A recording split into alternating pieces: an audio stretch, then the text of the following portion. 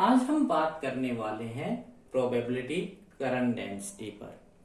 Students, probability current density के concept को समझने के लिए मैं आपको इलेक्ट्रॉनिक्स की फ्रेम में लिए चलता हूं, जहां पर आपने एक बहुत इंपॉर्टेंट आर्टिकल को स्टडी किया था, जिसको हमने नाम दिया था इक्वेशन ऑफ कॉन्टिन्यूटी। और वो इक्वेशन ऑफ कॉन्टिन्यूटी क्या थी, अगर आपको याद हो तो मैं आपको इसका मीनिंग पहले समझा दूं। ये हमारे पास इक्वेशन ऑफ कॉन्टिन्यूटी थी, अगर आपको जरा सी याद है तो। इस इक्वेशन ऑफ कॉन्टिन्यूटी में ये टर्म किस चीज को एक्सप्लेन कर रही है और ये टर्म किस चीज को एक्सप्लेन कर रही है, और ये पूरी इक्वेशन किस चीज को एक्सप्लेन कर रही है। अगर आप इनकी मीनिंग को समझ जाएंगे तो ये आर्टिकल ऑटोमेटिकली आपको समझ में आ जाएगा। तो स्टूडेंट, अगर आपको प्रोबेबिलिटी करंट डेंसिटी का कंसेप्ट समझना है तो आप इस लेक्चर को एंड तक जरूर देखना। अगर आपको ये लेक्चर समझ में आ जाए तो मेरे चैनल को सब्सक्राइब भी कर देना। चलिए बात कर लेते हैं अब प्रोबेबिलिटी करंट डेंसिटी के ऊपर।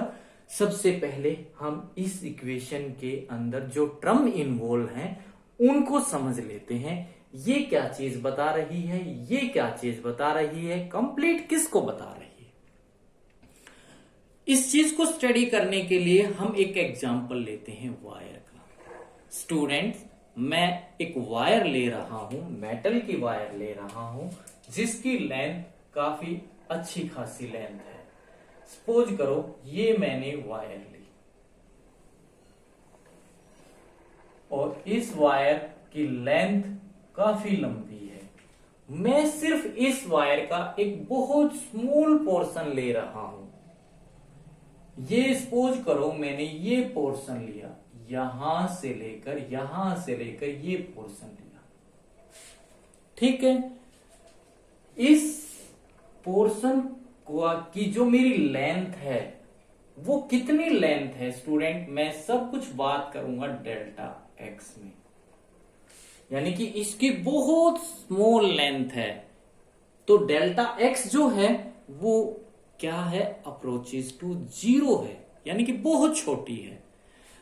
इसका ये सरफेस एरिया है और ये सरफेस एरिया भी कितना है, बहुत छोटा है, और ये सपोज करो डेल्टा ए है। अप्रोचेस टू जीरो की मैं बात कर रहा हूं। और इसकी जो चार्ज डेंसिटी है, चार्ज डेंसिटी सपोज करो रो है। चार्ज डेंसिटी आप जानते हैं क्या होती है, चार्ज पर यूनिट वॉल्यूम, यानी एक यूनिट वॉल्यूम के अंदर कितना चार्ज है, आप ये सब जानते हैं। तो स्टूडेंट्स, अब मैं बात कर रहा हूं, देखिए यहां पर हमने ये एक वायर ली है, इस वायर का एक छोटा सा पोर्शन लिया है, इस पोर्शन की लेंथ डेल्टा एक्स है, इस पोर्शन का सरफेस एरिया डेल्टा ए है, इस पोर्शन की चार्ज डेंसिटी रो है। अब मैं इस वायर को कनेक्ट कर रहा हूं किसी सप्लाई से।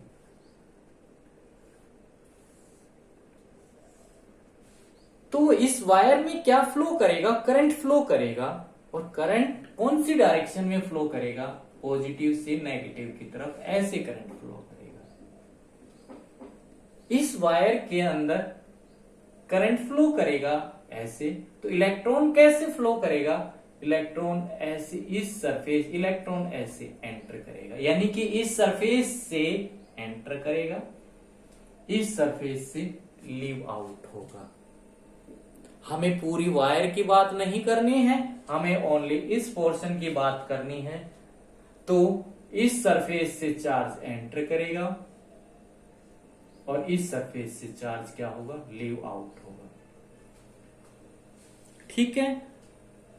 तो मैं बात कर रहा हूं, देखिए यहां पर चार्ज की, कितना चार्ज इस सरफेस से एंटर हुआ, कितना चार्ज इस सरफेस से लीव आउट हुआ। अगर जितना चार्ज एंटर किया है इस सरफेस से, अगर उतना का उतना चार्ज लीव आउट हो गया, तो ये जो चार्ज का फ्लो है वो कैसा है, कंजर्व है।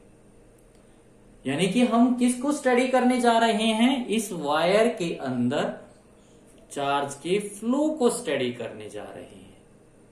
तो ये एक इक्वेशन ऑफ कॉन्टिन्यूटी जो है ये किसका है, फ्लो ऑफ चार्ज का है। ऐसे ही फ्लो ऑफ पार्टिकल की भी एक इक्वेशन ऑफ कॉन्टिन्यूटी होगी। यानी कि मैं इस इक्वेशन ऑफ कॉन्टिन्यूटी को किससे एसोसिएट करने वाला हूं, फ्लो ऑफ पार्टिकल के साथ। यानी कि अगर चार्ज का फ्लो कंजर्व है तो पार्टिकल का फ्लो भी क्या रहने वाला है, कंजर्व रहने वाला है। इस चीज को हम समझना चाहते हैं। तो देखिए, मैं सबसे पहले क्या बात करूं, आप इस सरफेस से कितना चार्ज एंटर किया, आप चार्ज को कैसे निकालेंगे, आप जानते हैं करंट, क्योंकि करंट फ्लो कर रहा है। करंट क्या होता है, charge per unit time, charge upon time, यही होता है। और मैं बात कर रहा हूं, देखिए, छोटे से टाइम की, तो थोड़े से टाइम में कितना चार्ज एंटर किया, चार्ज पर यूनिट टाइम की बात कर रहा हूं। एक यूनिट टाइम में कितना चार्ज एंटर किया इस सरफेस से। तो हम क्या बात करें, चार्ज एंट्रिंग,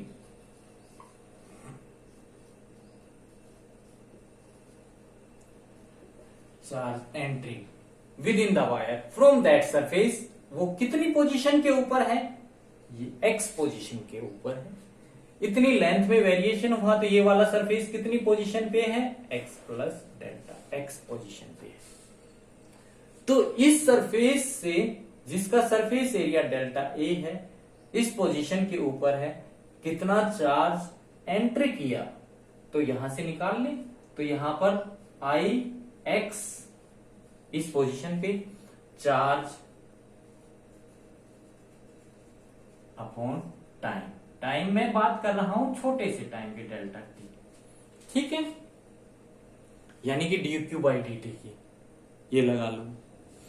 तो यहां पे क्या लिखूं, charge entering with in the wire, with in the wire क्या आने वाला है, देखिए, आई x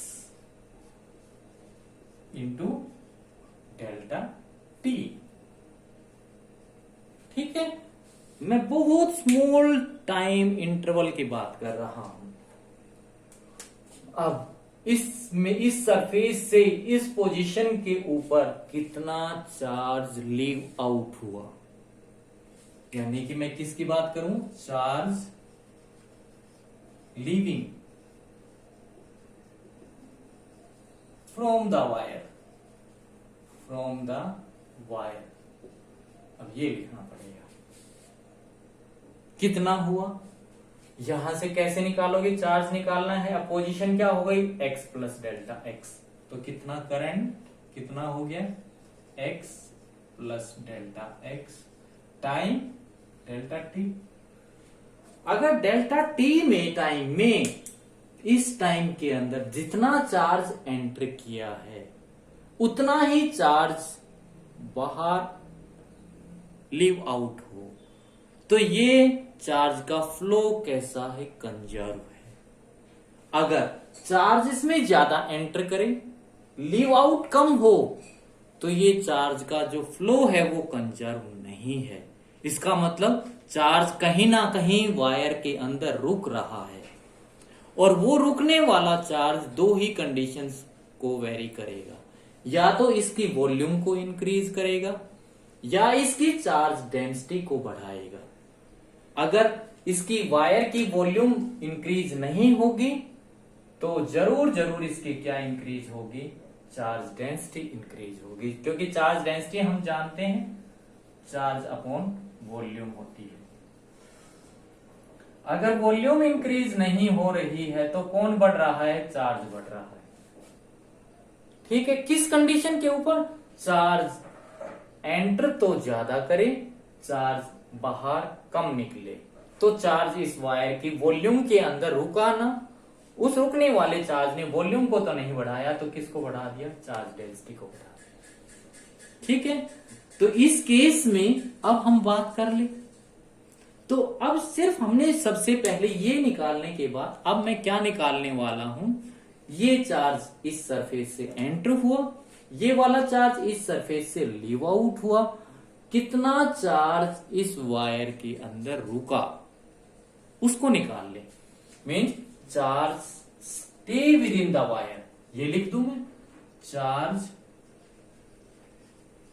with in the wire, with in the wire. ठीक है, जो बाहर नहीं निकला डेल्टा टी टाइम में, तो कितना आएगा इसमें से, क्योंकि कम ज्यादा ये एंटर, हमें तो यही देख रहे हैं ना, इसमें से 10 इलेक्ट्रॉन एंटर किए, बाहर 8 इलेक्ट्रॉन निकले, तो कितने इलेक्ट्रॉन इसके अंदर रुक गए? 2, वही तो निकाल रहे हैं। तो इसमें से इसको सब्ट्रैक्ट कर दो, कितना आ गया? आई डेल्टा टी दोनों में से कॉमन निकाल लो, I x minus I x plus delta x into delta t. ये तो हमने किसकी टर्म में निकाल लिया? Charge within the wire in term of current की टर्म में। अगर मैं करंट डेंसिटी की टर्म में स्टडी करूं, इस चार्ज डेंसिटी की टर्म में स्टडी करूं, तो देखिए इस वायर के अंदर पहले चार्ज डेंसिटी कितनी थी हमारे पास? रो टी थी। पहले कितनी थी इसकी? हम रो मान के चले थे, रो टी थी किसी टाइम पे। डेल्टा टी टाइम में कितनी हो गई? रो प्लस डेल्टा टी हो गई, टी प्लस डेल्टा टी। यानी कि पहले चार्ज डेंसिटी इसकी एक यूनिट वॉल्यूम के अंदर, अगर सपोज करो एक यूनिट वॉल्यूम के अंदर 10 इलेक्ट्रॉन थे, आफ्टर डेल्टा टी टाइम में कितने इलेक्ट्रॉन और बढ़ गए? इसके अंदर 2 इलेक्ट्रॉन और बढ़ गए, तो कितने हो गए? 12 इलेक्ट्रॉन हो गए ना। तो इसकी टर्म में अब हम बात करने वाले हैं, तो चार्ज डेंसिटी की बात करने वाले हैं, चार्ज अपॉन वॉल्यूम। हमें तो सिर्फ निकालना है ना charge at A time T के ऊपर, और charge at A time delta T plus delta T time के ऊपर। तो इस वॉल्यूम को इधर से इसके साथ मल्टीप्लाई कर देंगे। तो पहले निकाल लें, क्या लिखूं मैं यहां पर? चार्ज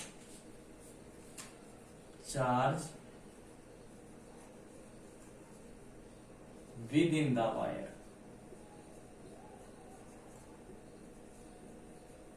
पहले within the wire at t. ठीक है, कितना आएगा? रो टी इंटू वॉल्यूम, और ये कितना बन गया? रो टी, वॉल्यूम क्या होती है? एरिया। तो एरिया कितना है इसका? Del A into length del x.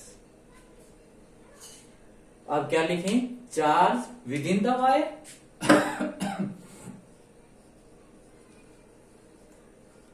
With in the wire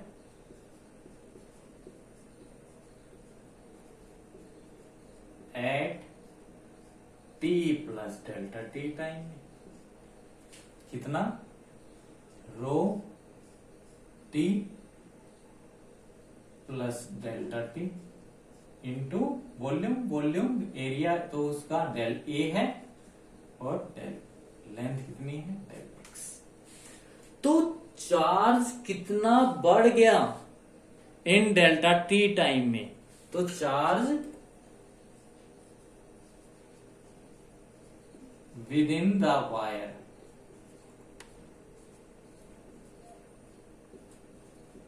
in delta T time, ये भी तो हमने इन डेल्टा टी टाइम में ही तो निकाला है चार्ज। ठीक है, इन डेल्टा टी टाइम कितना हो गया? देखिए पहले ये था, अब ये हो गया, तो बढ़ गया ना, इसमें से इसको सब्ट्रैक्ट कर दो। तो ये क्या लिख दूं मैं? रो टी प्लस डेल्टा टी इसको कॉमन निकाल लेंगे, माइनस रो टी और अंदर कितना आ गया, del A into del x. और ये किसके बराबर होना चाहिए, ये तो charge within the wire in delta T time में चार्ज डेंसिटी की टर्म में है और ये हमारे पास करंट की टर्म में है, तो ये दोनों बराबर होने चाहिए। तो इसको मैं अगर बराबर करूं तो क्या होगा, I x minus I x plus del x into del t, यही तो होगा। अगर इस एरिया को यहां से मैं इसको डिवाइड कर दूं, इसको भी पूरे को डिवाइड कर दूं, डेल ए। अब मैं इसको क्या आपको समझा रहा हूं, इसको मैं इसके नीचे भी ले सकता हूं, डेल ए, और इसको मैं इसके नीचे भी ले सकता हूं। करंट पर यूनिट एरिया क्या बन गया, करंट डेंसिटी बन गया। तो मैं इसको क्या लिख दूं student, that is equal to, इसको मैं क्या लिख सकता हूं, ये अंदर वाले टर्म को, J at x minus current density, ये वेक्टर क्वांटिटी होती है, current at density x plus d x delta x into delta t. ठीक है, अब ये डेल्टा एक्स जो है यहां से मैं हटाऊं, इसके नीचे लिख दूं डेल एक्स, और इस डेल टी को मैं लिख दूं इसके नीचे। करंट डेंसिटी वेक्टर क्वांटिटी होती है, आप जानते हैं, करंट पर यूनिट एरिया।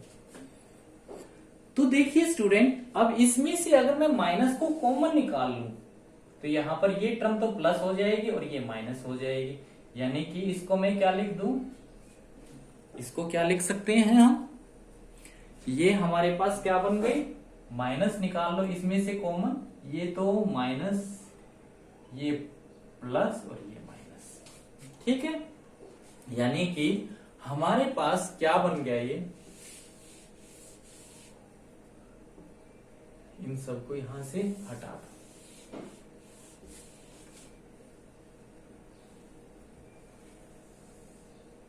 तो ये क्या बन गया, rho T plus delta T minus rho T upon del X del T is equal to minus J X plus del X minus J X upon del X. अब मैं क्या कह रहा हूं, delta T approaches to zero, delta T tend to zero, tends to zero, and delta X also, बहुत छोटे हैं, also tends to zero. अगर स्टूडेंट यहां पर देखिए डेल्टा टी जो है वो अगर जीरो को अप्रोच कर रहा है और डेल्टा एक्स भी जीरो को अप्रोच कर रहा है, तो ये एक लिमिटिंग केस बन गया, यानी कि मेरे को यहां पर एक लिमिट लगा देनी चाहिए, limit delta T tend to zero, और यहां पर भी एक लिमिट लगा देनी चाहिए, limit delta X tend to zero. तो ये क्या बन गया, ये वाली टर्म क्या बन जाएगी, पार्शियल डेरिवेटिव बन जाएगा हमारे पास, rho with respect to t equal to, ये क्या बन जाएगा, पार्शियल डेरिवेटिव ऑफ करंट, यानी कि करंट डेंसिटी, हमें बेसिकली यहां पर वन डायमेंशनल को लेके चल रहा हूं तो मैं एक्स लगा दूंगा इंटू डेल्टा एक्स। इसको और क्या लिख सकते हैं हम, delta rho partial derivative of rho with respect to T plus, ये हमारे पास ये बन गया इज इक्वल टू जीरो। तो अब मैं आपको ये जो टर्म है ये किस चीज को रिप्रेजेंट कर रही है और ये जो टर्म है किस चीज को रिप्रेजेंट कर रही है, और ये पूरी की पूरी इक्वेशन किस चीज को रिप्रेजेंट कर रही है, उसकी बात करने वाले हैं। तो देखिए हमने क्या केस लिया था, एक वायर का केस लिया था और उस वायर की हमने एक छोटी सी लेंथ को लिया था।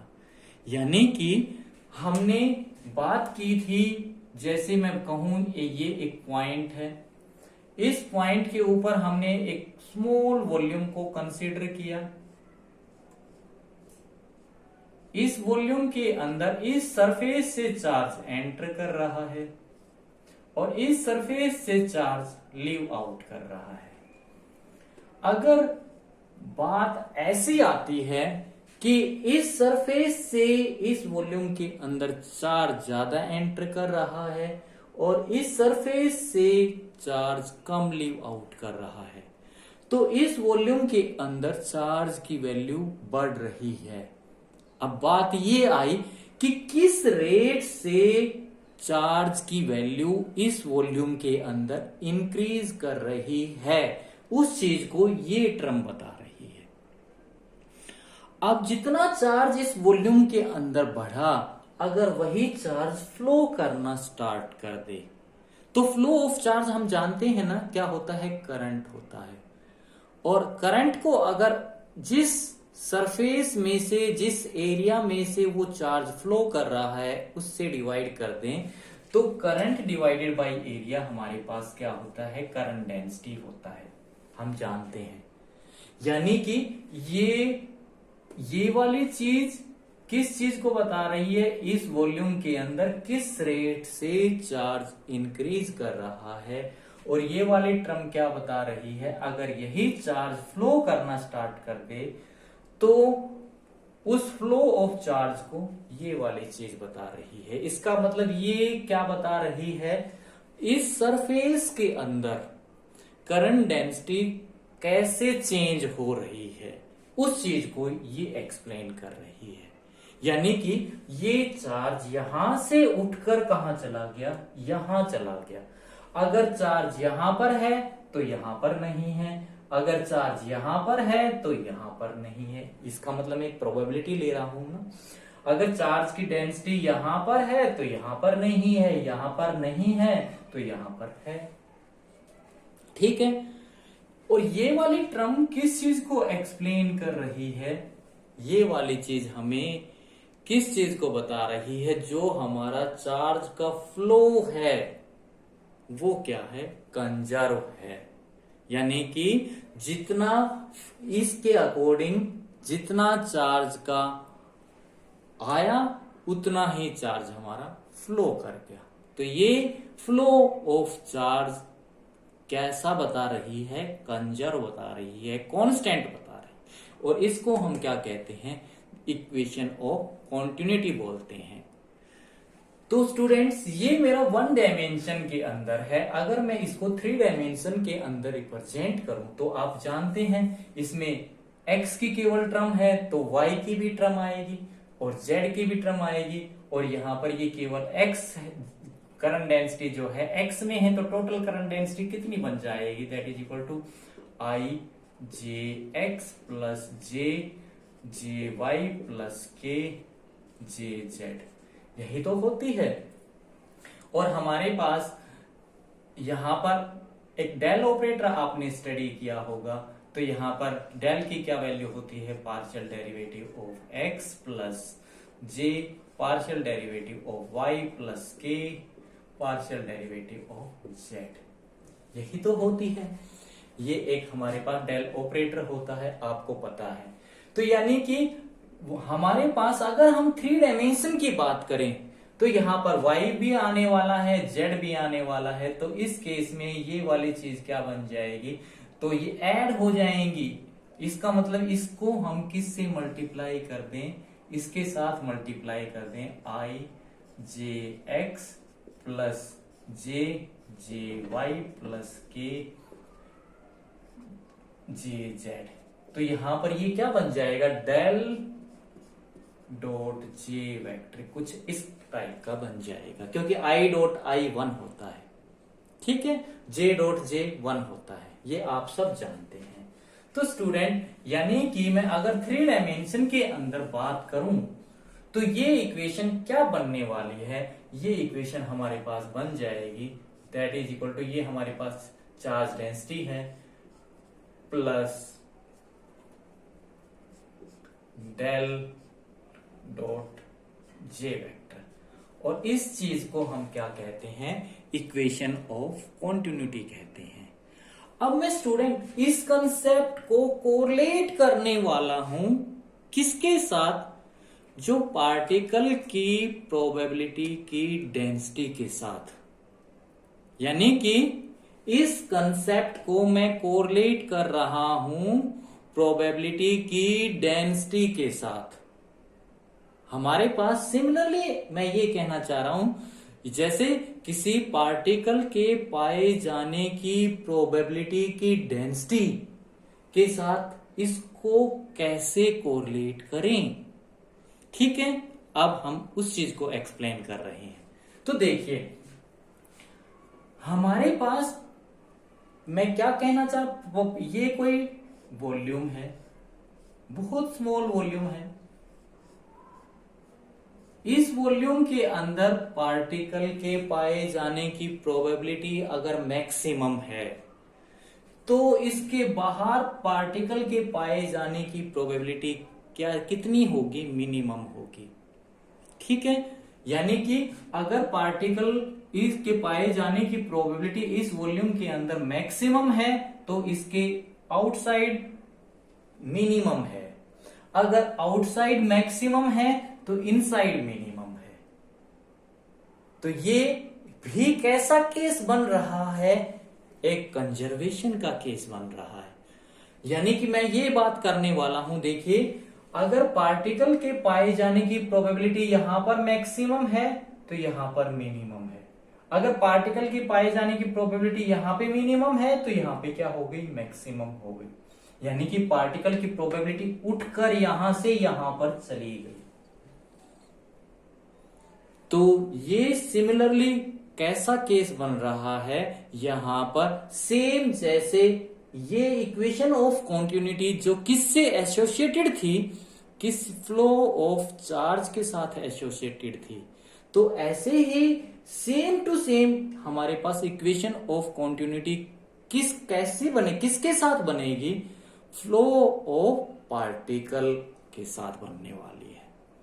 तो स्टूडेंट्स आप मेरा कंसेप्ट समझ गए होंगे कि ये इक्वेशन जो है वो एनालोगस होने वाली है किसके साथ, कंजर्वेशन ऑफ पार्टिकल के साथ। यानी कि पार्टिकल की प्रोबेबिलिटी जो यहां पर मैक्सिमम थी अब यहां पर मिनिमम थी, यहां पर मैक्सिमम है तो यहां पर मिनिमम है।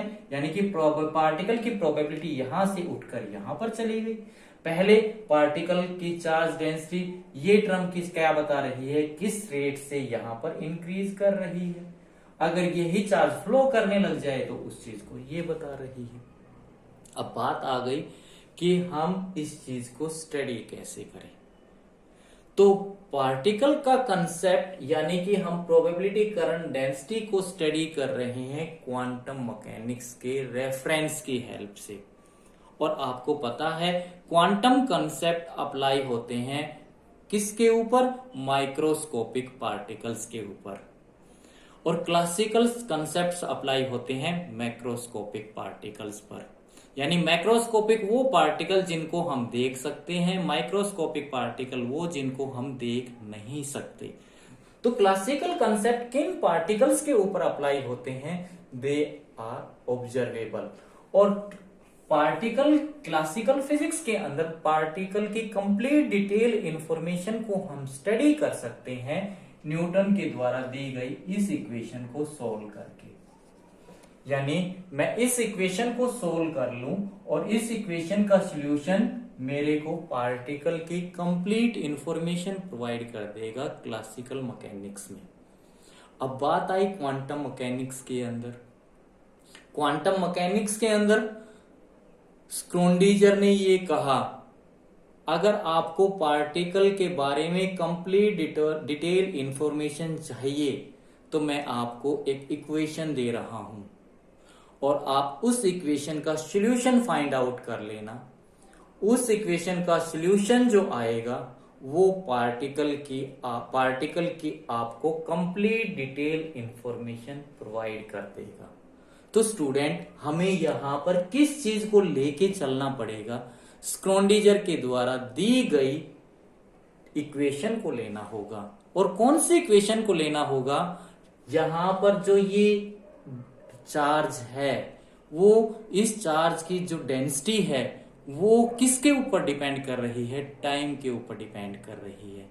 तो हमें यहां पर स्क्रोडिंजर के द्वारा दी गई टाइम डिपेंडेंट वेव इक्वेशन को लेकर चलना होगा। ये बात कर लेते हैं स्क्रोडिंजर के द्वारा दी गई टाइम डिपेंडेंट वेव इक्वेशन के बारे में। तो जो क्या थी, हमें लिखना पड़ेगा यहाँ पे टाइम डिपेंडेंट, तो वो क्या थी, आइटा एच कट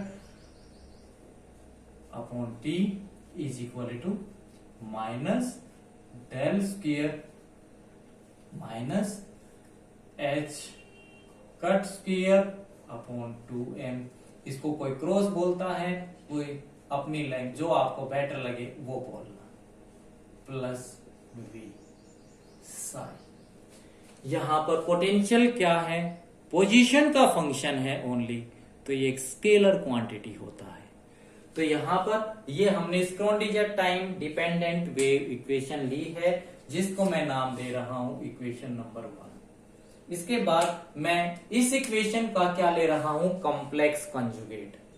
इस इक्वेशन नंबर 1 का टेकिंग आपको लिखना है, मैं थोड़ा सा लेक्चर बड़ा बनेगा, taking complex conjugate of equation 1। तो आपको कॉम्प्लेक्स कंजुगेट लेना है। कॉम्प्लेक्स कंजुगेट लेते हैं तो क्या होता है, जहां पर आइटा की टर्म होती है वो क्या बन जाती है, माइनस बन जाती है। तो यहां पर क्या लिखोगे, माइनस, यहां पर आइटा है तो ये iota H cut partial derivative का इसके स्टार से upon T is equal to minus, यहां पर नहीं है आइटा की टर्म तो यहां पर 2m del square psi star plus v, ये स्केलर क्वांटिटी है, v पोटेंशियल एनर्जी, तो ये साई स्टार। तो ये मेरे पास इक्वेशन नंबर 2 आ गई। ठीक है, आप देखिए ये जो इक्वेशन 1 है, मीन्स इक्वेशन 1 को हम मल्टीप्लाई करते साइन स्टार से, यानी कि इस इक्वेशन को प्री मल्टीप्लाई करना है, प्री, यहां पे लिखना है pre multiply, pre multiply equation 1 by psi star and equation 2 by pre multiply करना है, ये याद रखना, बाई साई से। और दोनों को क्या करना है, तो सबसे पहले हम ये काम करें, इसको मल्टीप्लाई करोगे तो ये क्या बन गया, देखिए आइटा एच कट, इसको हमने मल्टीप्लाई कर दिया साई स्टार से, दोनों साइड से, in both side multiplying to multiplying both side, ये लिखना बहुत जरूरी है। ठीक है, दोनों साइड से मल्टीप्लाई करोगे तभी तो कटेगा, ताकि अफेक्ट ना पड़े। तो ये क्या बन गया, is equal to T is equal to minus H cut square upon 2m del square, इसको पहले मल्टीप्लाई करो, psi star del square psi plus v psi star into psi. ये इक्वेशन बन गई, सपोज करो 3। अब इस इक्वेशन को किससे मल्टीप्लाई करोगे, इस इक्वेशन को साई से मल्टीप्लाई करो, minus iota H cut psi star upon T is equal to minus H cut square upon 2m, इसको साई से प्री मल्टीप्लाई करना है, psi del square psi star plus v psi star into psi. ये equation मेरे पास 4 बन गई। अब क्या करना है, देखिए इक्वेशन 3 में से इक्वेशन 4 को सब्ट्रैक्ट करना है, सब्ट्रैक्टिंग लिखना है यहां पर, सब्ट्रैक्टिंग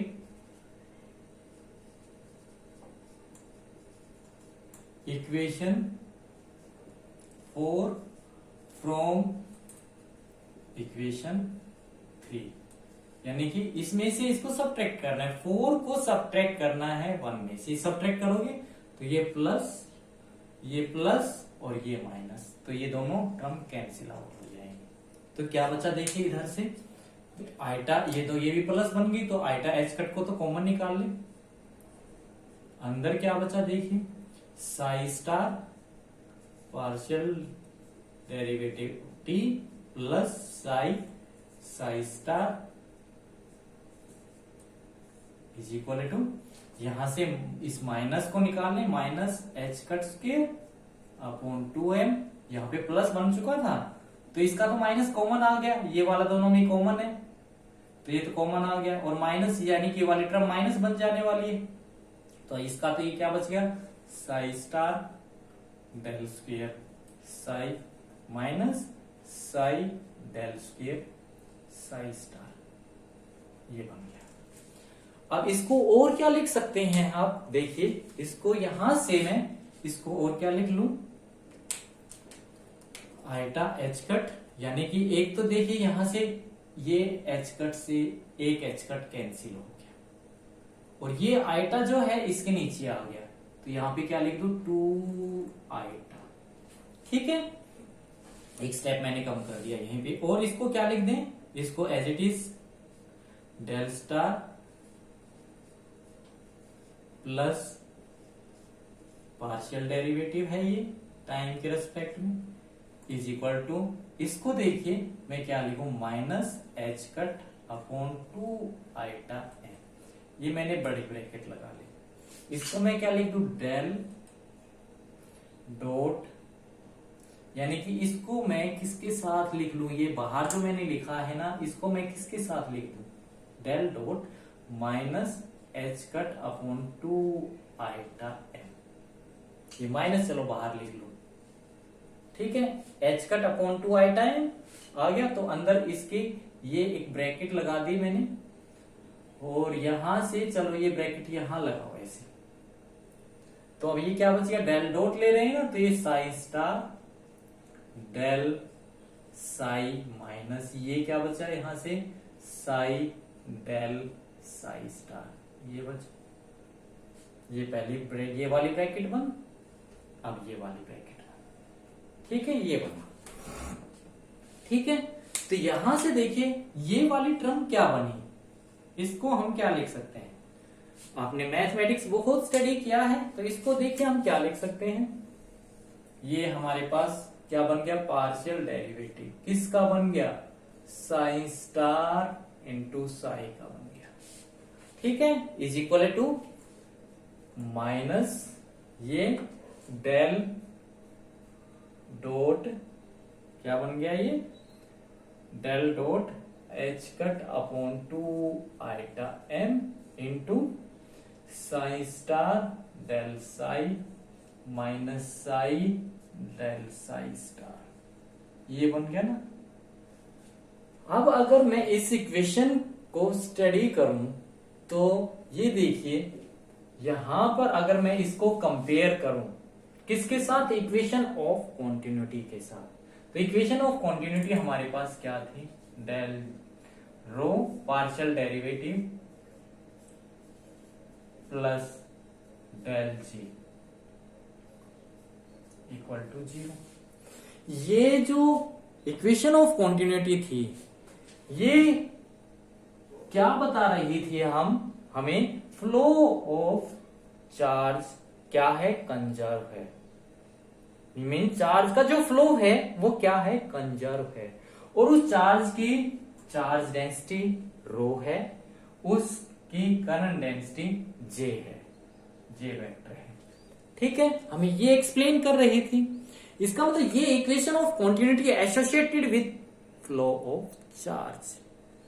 अब अगर ये इसको कंपेयर करके देखूं तो यानी कि क्या बनने वाली है, इसको हम इधर ले आए प्लस में, तो ये क्या बन गई, partial derivative upon T plus del dot H cut upon 2 iota M into psi star del psi minus psi del psi star. ये देखिए इक्वल टू 0, कुछ इसी की फ्लो में है। ये क्या बता रही है?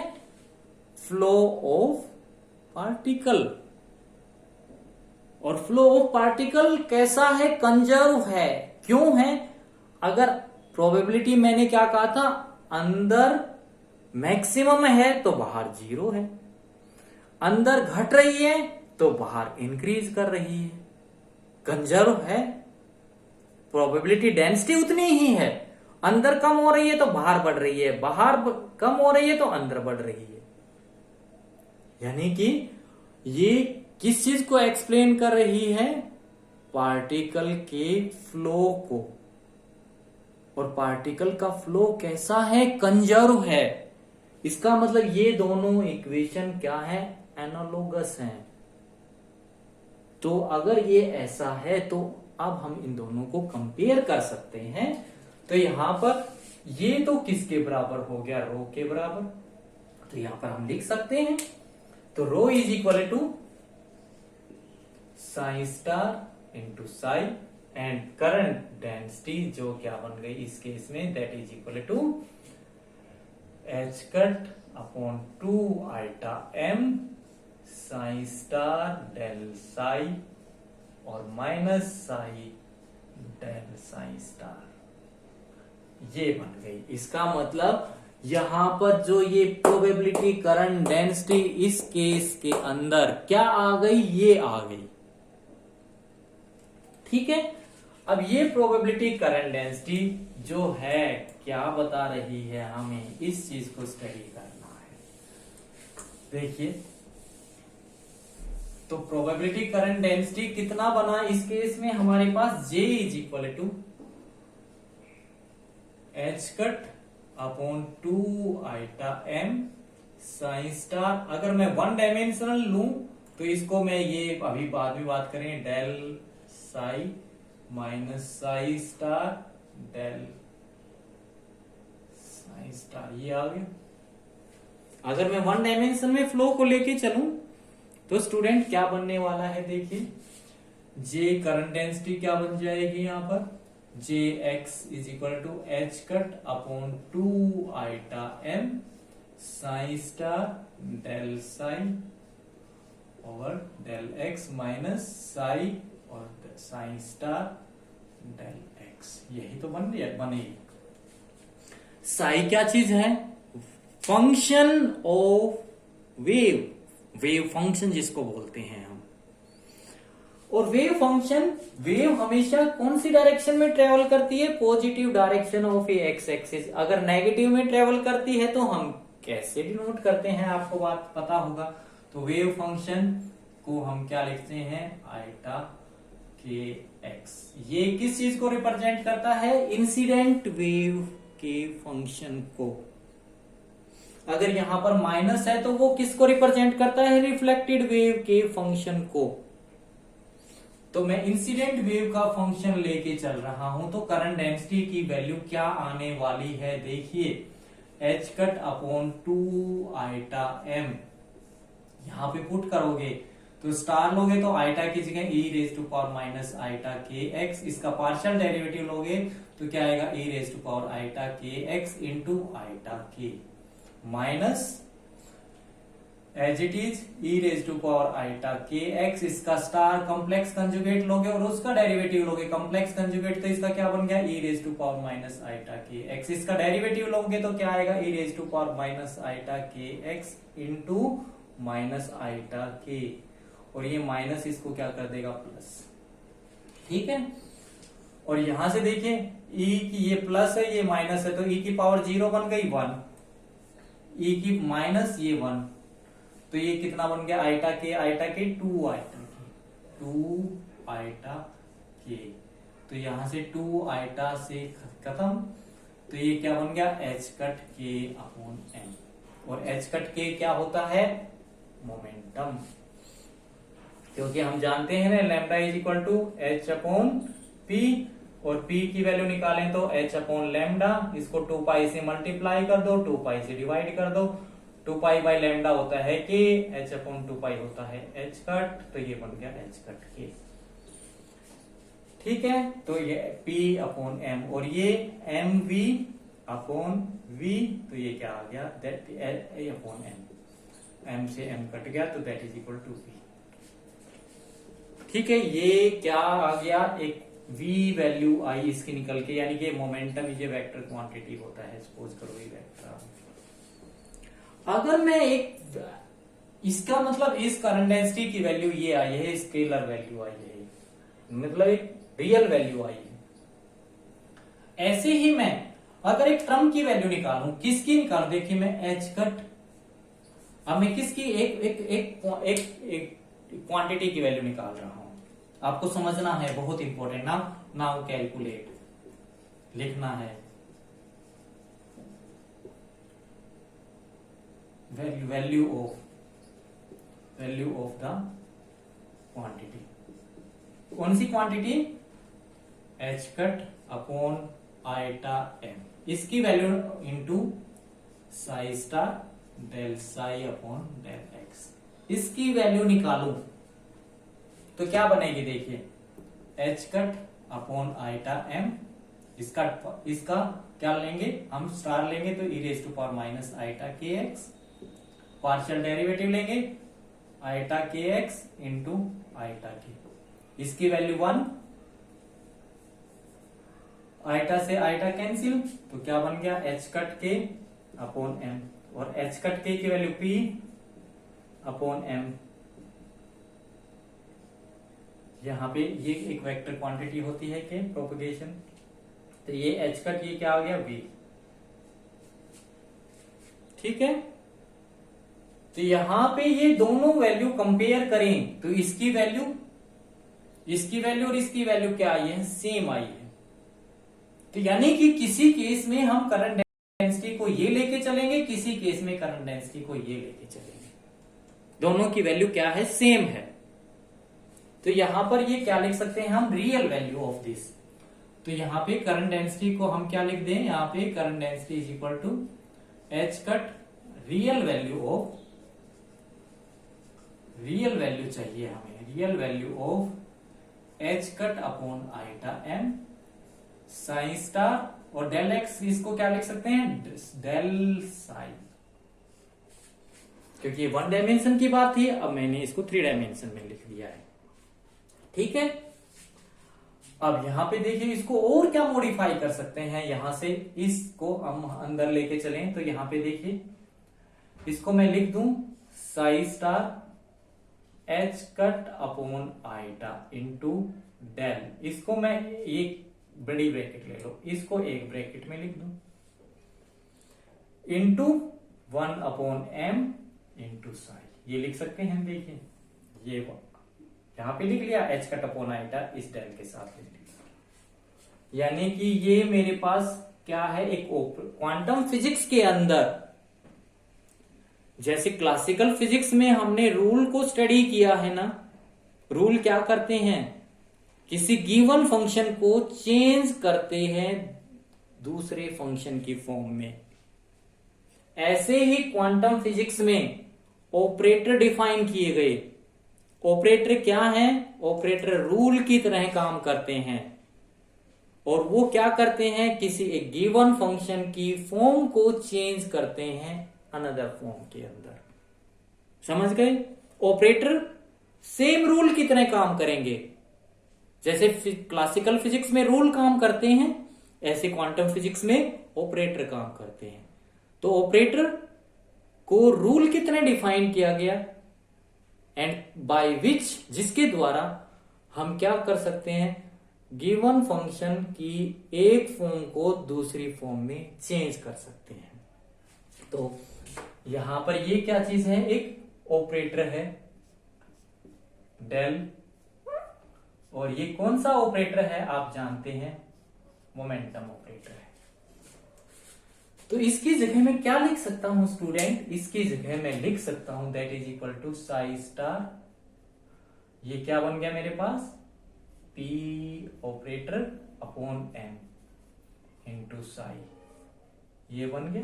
इसका मतलब यहां से देखिए करंट डेंसिटी क्या बनती जा रही है। करंट डेंसिटी, अब मैंने ये 3 डायमेंशन में कन्वर्ट कर दिया था, यहाँ पे ये x को हटा दिया था तो यहां से x हटाना पड़ेगा। तो ये क्या बनता जा रहा है स्टूडेंट, देखिए psi star M V vector upon M into psi. M से एम कट गया तो ये क्या बन गया, psi star V vector into psi. और इसको मैं क्या लिख दूं, psi star into psi into we vector. तो ये क्या बन गया, देखो ये तो क्या चीज है, रो है हमारे पास। तो ये क्या बन गया, रो इंटू वी वेक्टर। तो ये क्या बन गया, दैट इज इक्वल टू, देखिए तो J vector is equal to rho into we vector. तो ये क्या चीज रिप्रेजेंट कर रही है स्टूडेंट, दिस, ये क्या है, एक इक्वेशन है। किसकी इक्वेशन है, एक दिस इज ए इक्वेशन किसकी है, beam of particle. A beam of particle जिसकी चार्ज डेंसिटी रो है, वेलोसिटी क्या है, v है। तो स्टूडेंट ये प्रोबेबिलिटी करंट डेंसिटी का कंप्लीट आर्टिकल है। अगर आपको अच्छा लगे तो मेरे चैनल को सब्सक्राइब जरूर करना। Thank you.